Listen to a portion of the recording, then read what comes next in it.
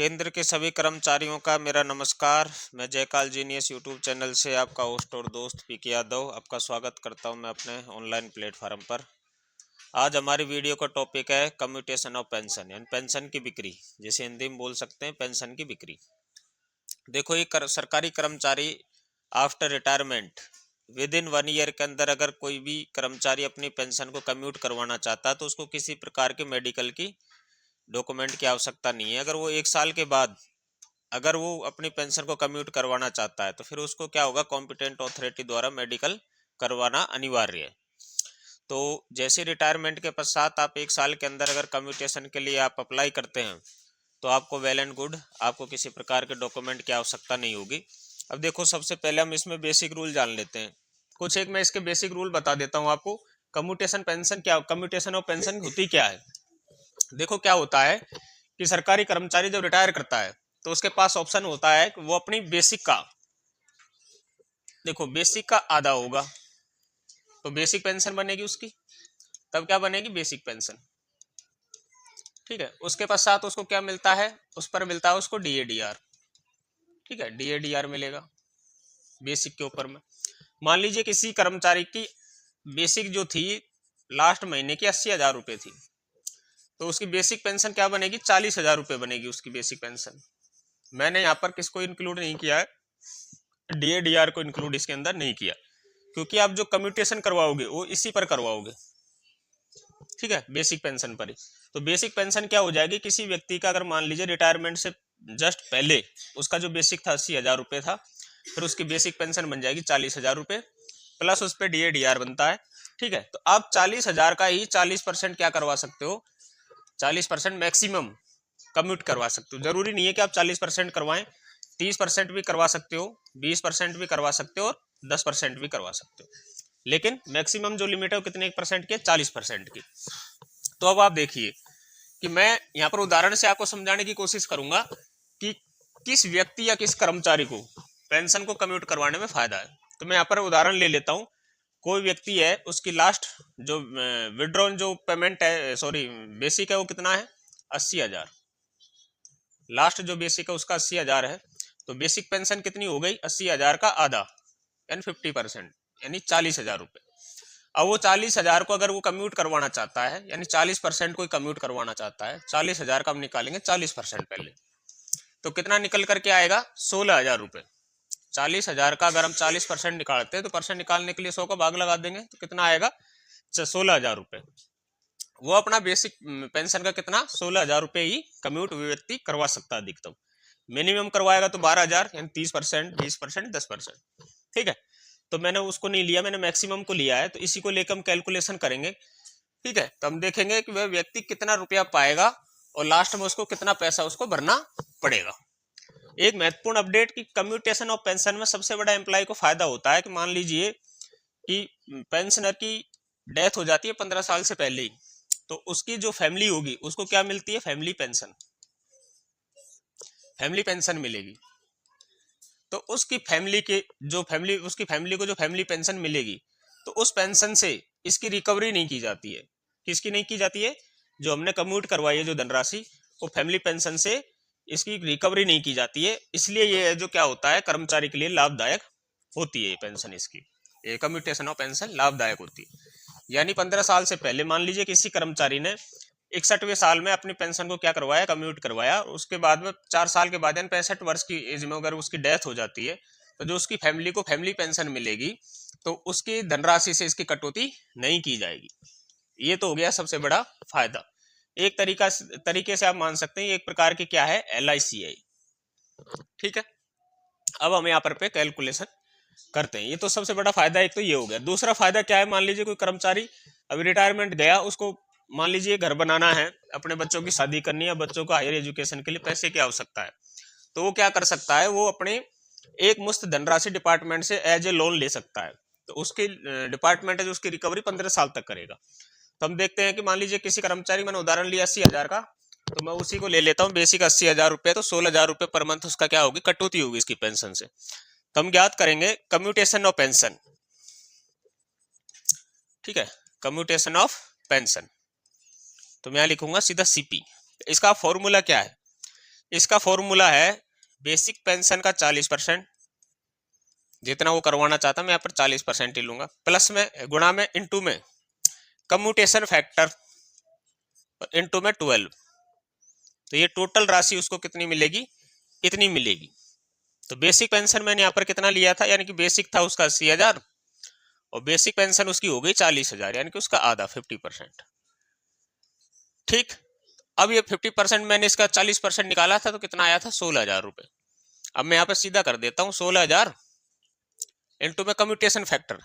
देखो आप गूगल पे जाओगे, गूगल पर जाकर आपको सर्च करना होगा कम्यूटेशन फैक्टर टेबल, उसमें आपको निकल के आ जाएगा। आप मान लीजिए 60 साल की एज में आप रिटायरमेंट किए, तो इसका जो नेक्स्ट बर्थडे होगा, कब होगा उस कर्मचारी का नेक्स्ट बर्थडे होगा 61वें साल। आप उस कम्यूटेशन टेबल में जाकर देखेंगे 61वें साल के आगे जो कम्यूटेशन फैक्टर होगा वो कितना होगा, 8.194। इसको हम लेंगे। अब मान लीजिए कोई कर्मचारी, मान लीजिए डिफेंस का पर्सन था, उसकी एज थी 45, उसकी एज कितनी थी 45। नेक्स्ट बर्थडे कब आएगा उसका, 46 ईयर्स का जब होगा वो। तो अगर आपको अगर इसका कम्यूटेशन फैक्टर देखना है तो आपको उस टेबल के अंदर 46 के सामने देखना होगा, ठीक है। तब उसका कम्यूटेशन फैक्टर जो भी होगा 9, 10 जो भी होगा, 9 पॉइंट या 10 पॉइंट जो भी होगा, वो आप उसके अंदर इससे गुणा कर सकते हैं। तो मैंने किसका लिया है, 61वें साल का लिया है, वो कर्मचारी जो 60 साल के अंदर क्या कर रहा है, रिटायरमेंट कर रहा है। तो उसका कम्यूटेशन फैक्टर कितना हो जाएगा, 8.194। 8.194 इंटू में कितना हो जाएगा, 12।